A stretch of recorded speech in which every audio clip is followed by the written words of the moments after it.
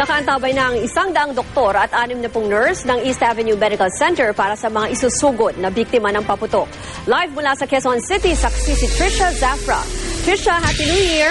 Happy New Year, Ruth! Mula sa bilang na 22, ngayong gabi lang umakyat na sa bilang na 25 ang mga biktima ng paputok na isinusugod dito sa East Avenue Medical Center. Edad 20 pababa ang 90% ng mga biktima ng paputok na isinugod dito sa East Avenue Medical Center mula December 21. Katunayan, mahigit kalahati ng kabuuang bilang ng mga biktima, edad 10 pababa. At pagdating sa nakapinsalang paputok, tulad ng sa ibang ospital, ay numero 1 sala rin dito sa East Avenue Medical Center ang iligal na paputok na piccolo. 75% ng lahat ng biktima rito ay dyan nadali. May isa namang nasugatan ng kwitis. Bukod sa mga gamit, nakahanda na rin ang doktor dito sa emergency room ay nasa 100 na ang kanilang bilang. Mahigit 6 na po naman ang mga naka-duty na nurse. Kung kailangan dalhin sa operating room, dadalhin na po sila kagad.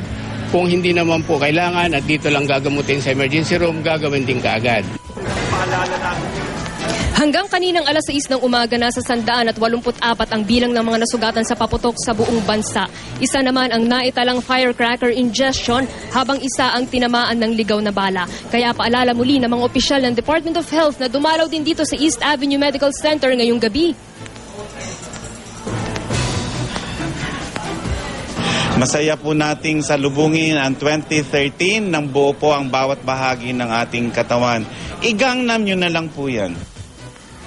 Ruth, yung mga bagong biktima na dinala rito sa East Avenue Medical Center, 3 yan ay pawang mga bata. Ang pinakahuli ay isang 12 taong gulang na batang lalaki na nasugatan dahil sa pagpapaputok ng piccolo. Yung isa naman ay 3 taong gulang na batang babae na naisubo yung kanyang kamay matapos magpailaw ng lusis at pinangangambahang baka nalason niyang batang yan. Kaya naman kailangang obserbahan dito sa ospital sa loob ng 24 na oras. At may isa pang isinugod kanina, 3 taon gulang naman na batang lalaki na nasabugan naman ng hindi pa malamang paputok dahil nadamay lamang daw ito sa pagpapaputok ng kanilang mga kapitbahay.